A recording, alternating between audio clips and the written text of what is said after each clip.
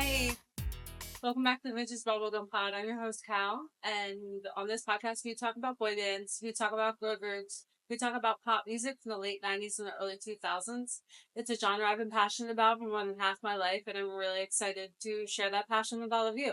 Today, we'll be talking about Youngstown.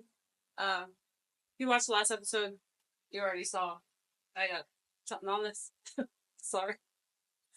But, yeah, we're going to be talking about Youngstown today. Particularly their single I'll Be Your Everything from the Inspector Gadget movie. Of course, I'm never going to shy away from being embarrassing and cringe, as my daughter would say on this podcast. So I do, for some reason, have pictures of my teenage bedroom. I just, like, I have all this stuff that I refuse to get rid of, and I've saved for 25 years, and my mother has told me forever, just throw it away and get rid of it, and I never did, and I don't know why, but for some reason, I guess it was to be here doing this today with all of you. But okay, if you can see, I don't, hold on, I gotta look at my camera. Yes, right here. That is a poster of DC from Youngstown. Why? I don't know. I don't remember particularly being a fangirl of Youngstown, but I say that and I'm here with these things. So I guess I was. Good for me. So great. And I'm really, like I said in the last episode, this episode was a journey for me. I actually had fun researching this one. I've had fun researching all of them, but I really had fun researching this one because it took me on a journey into a place I didn't expect. Stuff I had no idea about. But also, I started this podcast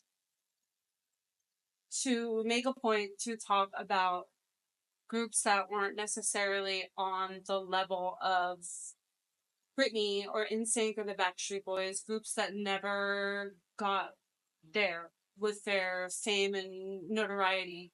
I mean, they're not groups you hear everyone talking about and freaking out over, like NSYNC reuniting, with the Backstreet Boys literally still being on tour. You can be said about those acts that really hasn't already been said, and that's kind of where I'm at on that. I may talk about them sometime in the future, but it'll probably be a while because you've heard everything you can possibly hear about all of those groups.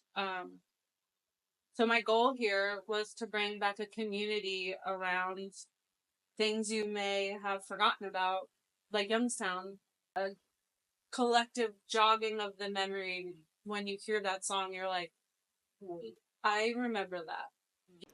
So what I'm going to say to you now is, hey, do you remember the famous Jet Jackson? Insert clip. Saving is the game. Silverstone is the name. Secret agent status. Of course you remember the famous Jet Jackson, R.I.P. Lee Thompson Young. Everyone I knew in middle school, ninth grade, I guess, loved the famous Jet Jackson. I remember having a friend in social studies class where we would go P.E.M. pan to each other, like just from that show. So you've heard of Youngstown, whether you remember the name, if you remember Jet Jackson, you remember Youngstown. Theme song for the famous Jet Jackson was Youngstown.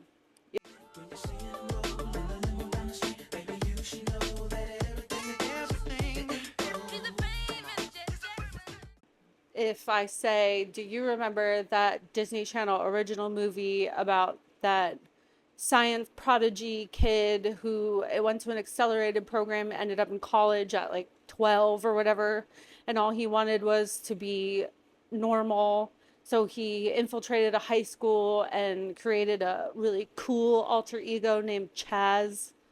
The movie Genius, the theme for their love was The Prince You Charmed, which is track number 7 on this CD. And like I mentioned earlier, today we're talking about their single I'll Be Your Everything from the Inspector Gadget movie. So if you remember that movie, you've definitely heard of Youngstown, because I'm sure you remember the girl just call out go go gadget. You may have also heard Youngstown on the Princess Diaries soundtrack with their song Away with the Summer Days. Or even still, you may remember how really cool it was that there was a Pokemon movie in the year 2000, Pokemon 2000. Youngstown did a collaboration track with Nobody's Angel for that movie. We will get to that later. But even if you don't remember Youngstown, I guarantee that you have heard them, either watching Disney Channel, listening to Radio Disney between 1998 and 2002. You probably at one point found yourself humming a Youngstown song, unbeknownst to yourself. They got their break with Mitchell Lieb of Hollywood Records, which would house a lot of Disney Channel related acts. I plan on talking about it in the future. In a couple episodes from now, I plan on talking about this Disney Premieres Volume 1. It's all songs from Disney Channel original movies, some of the originals. But this was a Hollywood Records release. The Wayback Machine showed me a lot of these artists on the Hollywood Records website individually back in 1999. Yeah, so Youngstown was part of that Disney family, Disney Records family. Mitchell Lieb is actually the one who approached Youngstown with the song I'll Be Your Everything from the Inspector Gadget movie. And they were signed to Hollywood Records, who released both of their albums. They put out their second effort in 2001, Down for the Get Down, which produced a hot singles sales charter at number 23. It's called Sugar. It's pretty good. Their song Away with the Summer Days was from the Princess Diaries soundtrack, and it was actually their second song to receive a gold certification. And I looked it up online, and I'll include a picture, but I don't know if this one did and I just missed it, or if it was the full album. I don't know. But they included these, this is an ancient sentence, they included these AT&T collectible calling cards with the guys' faces on it, and I really wish I had one right now. On their debut album, Dallas wrote 6 of the songs and produced 3 of the tracks, and on their second record, Youngstown as a group is credited as executive producers. I'll Be Your Everything had 2 different versions. The version on this single release and the version on the album are different. The album version is more innuendo heavy, where obviously for a Disney release, they had to change that to be able to play it on the Disney Channel incessantly for like 6 months straight. On the album version, they sing I Can Freak You With My Gadget, or I Knew From the Moment That We Met I Had to Be Inside of You, Someone You Won't Forget. So for the Disney version, they changed it to say I Just Call Out Go Go Gadget, or I Knew From the Moment That We Met I Had to Be a Part of You, Someone You Won't Forget. I don't know if that's any better, but they played it on Radio Disney, so it's fine.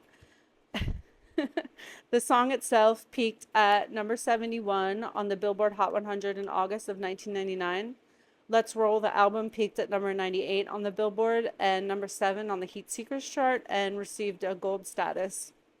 During their time and from 99 to 2001, they opened for acts like Jessica Simpson, Christina Aguilera, Westlife, and Rascal Flatts. YouTube has a couple performances of theirs still available. I mean, some of the information for Youngstown is kind of few and far between. A lot of that stuff is all 20 plus years old. The entire Disney Channel in concert, that's Youngstown and our group from last episode, Steps, is available.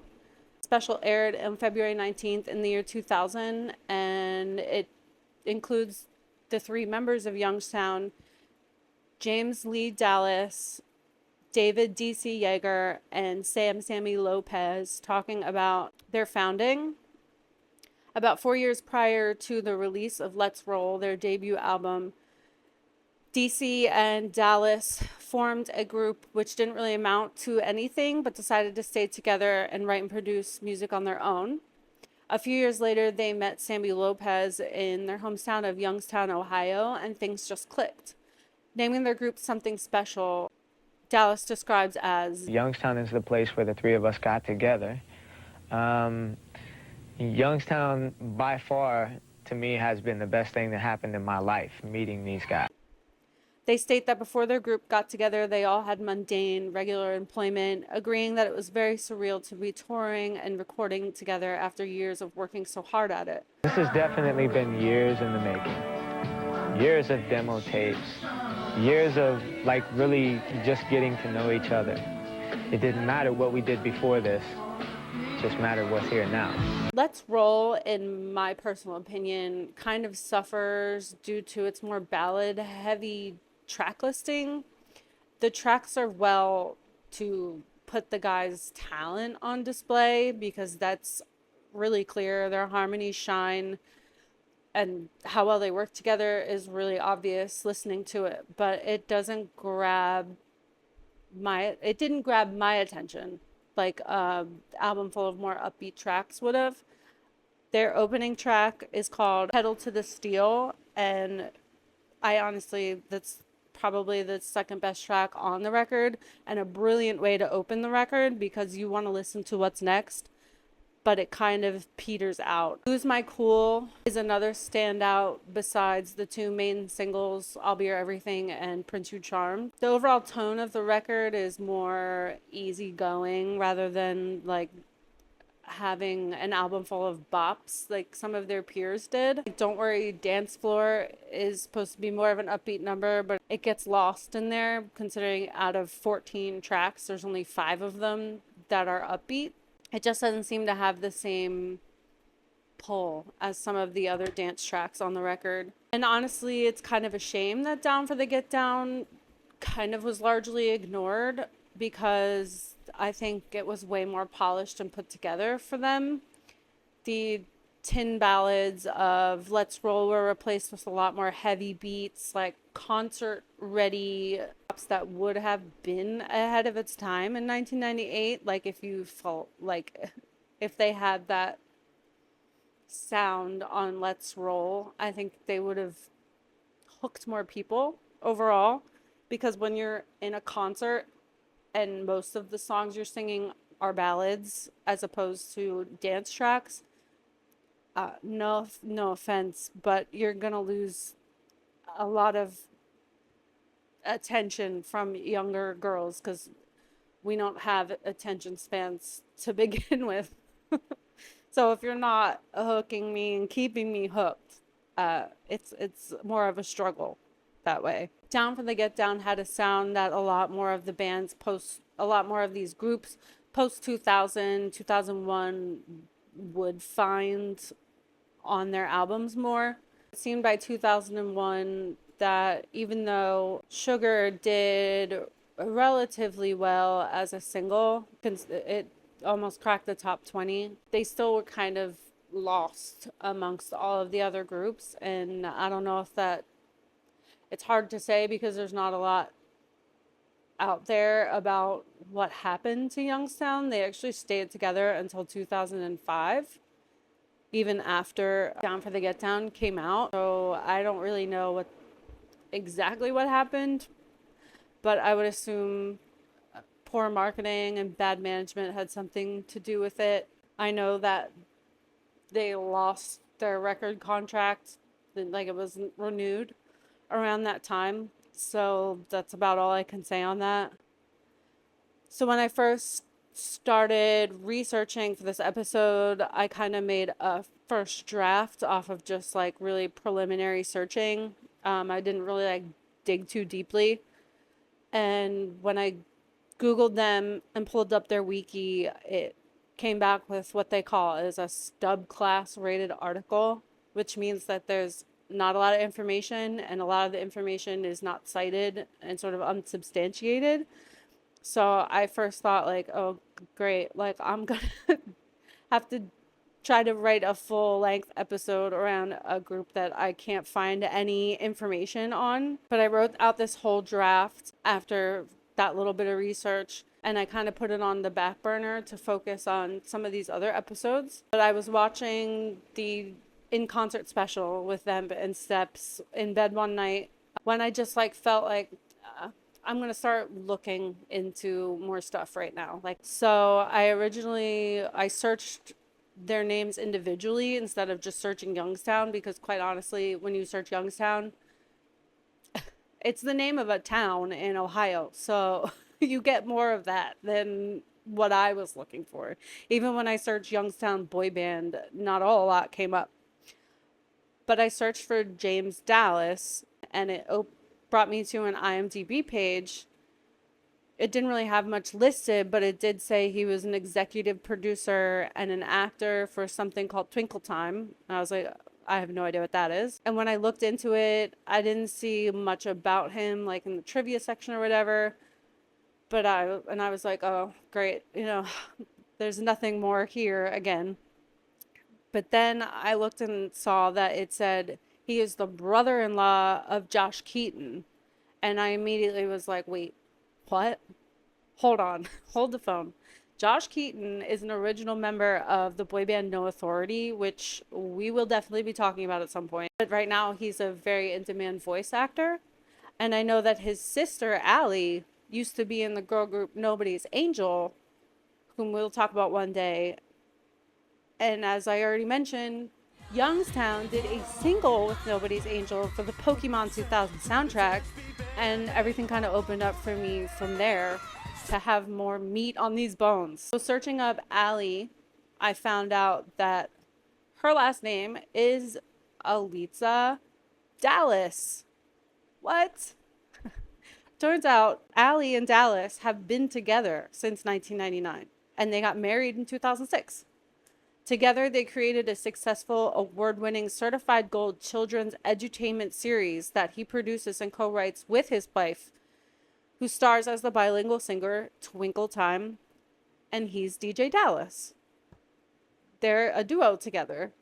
He also produced the 7th Annual Young Entertainer Awards, in which his wife, Alitza, is the president of the organization. Both Twinkle Time and Dallas are active as Twinkle Time on Facebook, Instagram, YouTube, and Spotify. So that's really awesome. I was not expecting to find that connection. I had no idea. It's awesome. I love it. I love it so much. I was able to find some information about David DC. He has an Instagram, but it's private, so I couldn't find anything there. I found a website called about.me, which provided links to his Facebook, but it hasn't been updated in a few years, and his YouTube channel was last updated 2 years ago. But it seems that DC is still working at making music and doing what he loves. He's got a really beautiful voice. Some of the videos are older on YouTube, but if you're interested, like, I would check them out because he's really talented.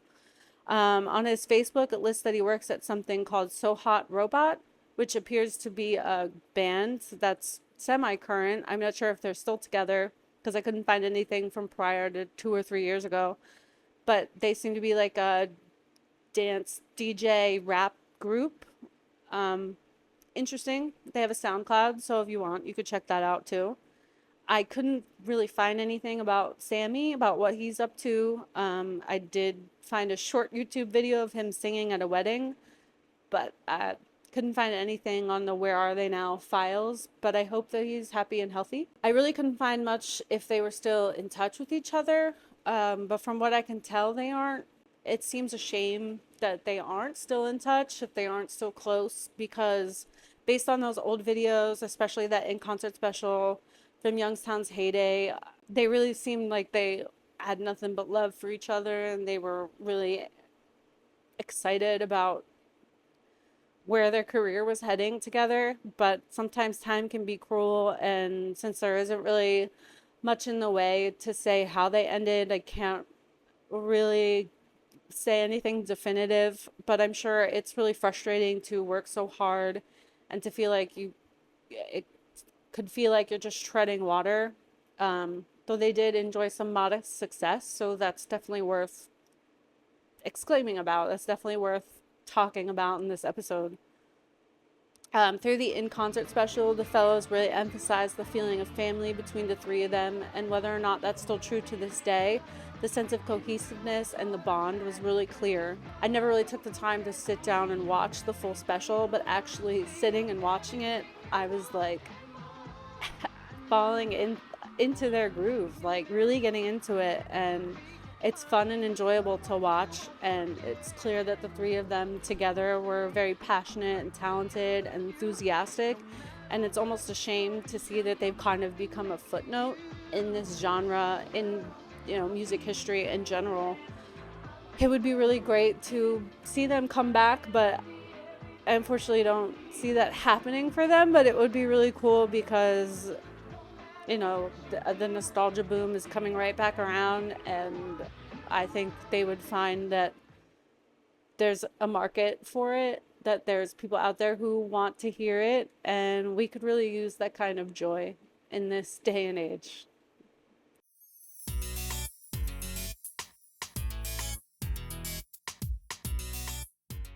We have to talk about this music video.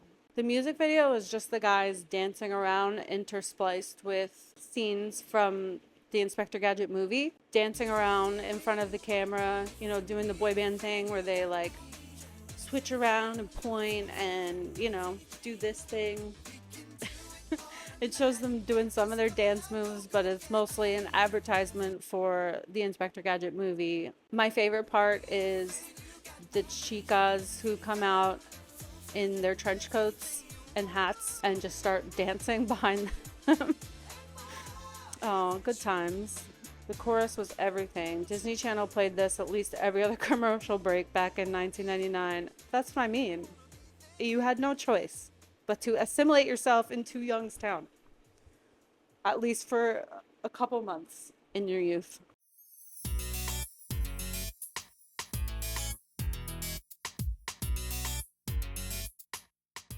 This song, it's kind of the same theme as Solid Harmony's I'll Be There For You. I'll be there for you. I'll be your everything. They're kind of the same themes. Obviously, like I said, the album version is a little more innuendo heavy. I don't even know if that's an innuendo. Just straight up saying, I can freak you with my gadget. Okay. I guess the gadget part is an innuendo. But the song is pretty much them saying, you can call me when you want me. If you need a friend, you got me. I'll be your everything. From the moment that they met this person, they wanted to be around them. They wanted to be a part of them. I mean, the safe version is a part of you.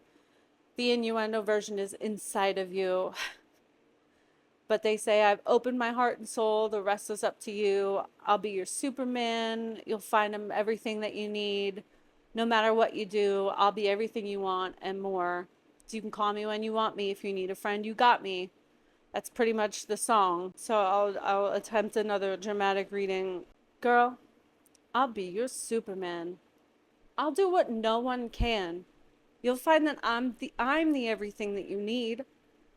Deep down inside of you, no matter what you do, I'll be everything you want and more. You can call me when you want me. If you need a friend, you got me. I'll be your everything.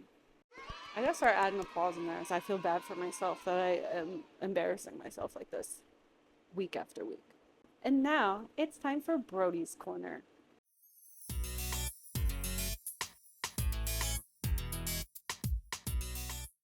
I don't like the song because it doesn't have tune. But I do like in the beginning of the music video where he walks in like this. And this part. And I also like the part where the car flips over when it's on fire and then it lands on its wheels. I forgot what I was saying. I don't like the song, but I like the That's not even Youngstown, so. But I do like the music video. The movie scenes are cool. The beginning when they come in is cool. That's it. Goodbye, people.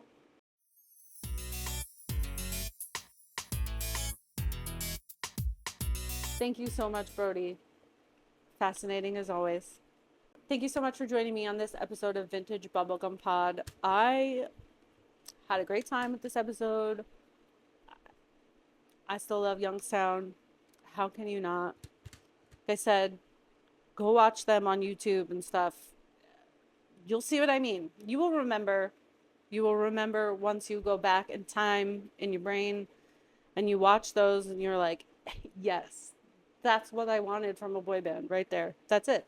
So next week we're going to be, like I said earlier, going to be taking a little bit of a different vibe. We're going to be talking about the Disney Channel original movie Genius, which Youngstown song Prince You Charmed was in.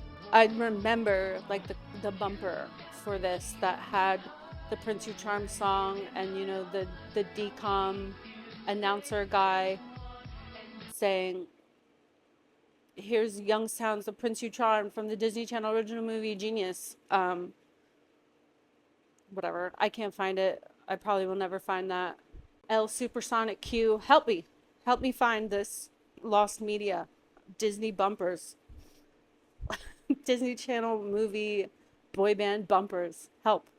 So we're going to be doing that next week. And then the week after that, I would like to talk to y'all about 98 Degrees. But we're not going to be talking about Because of You or Give Me Just One Night or anything like that. I want to talk to you guys about their very first single from 1997 called Invisible Man. It was a ballad, and I had it on cassette, but I can't find it, and I'm a little bummed about it because I remember buying it at the wall at the Berkshire Mall. I have like a very specific memory of buying this single. Unfortunately, I can't freaking find it. I'm gonna have to buy it on eBay or something. It's literally $10 on eBay, guys. I got it for $1 at the wall in 1997. Like, anyway, we're gonna be talking about 98 Degrees in 2 weeks. So thank you so much for tuning in. I really appreciate it if you're here and listening. There aren't many of you, but thanks if you are here and listening. I really appreciate it. Like I've stated before, I'm Vintage Bubblegum Pod. It's just me. I research, write, record, edit, post, trying to do social media. So if you want to support me, I have a Patreon. I have a Ko-Fi. I also just started a Redbubble. If you want to support me and get something in return, you can get stickers or a notebook with the logo on the cover, a button, you know, little things like that. That would really support the channel and I would really appreciate it. And you can show your love for the Vintage Bubblegum Pod, or you can use it as a way to get other people to listen. So remember to follow, like, share. I'm doing this because I'm passionate about it and I'm having fun doing it. It's kind of like a wish fulfillment for me. I've always I have like all of these things that I have saved for so many heckin' years. For what reason? But obviously to share them with all of you. I must have known to myself in 30 years from now, I will be needing these things. I guess. And finally, after lugging these things around for so long, able to share them with other people. I said thank you so much for being here, and I'll see you in the next one. Bye-bye. Thank you.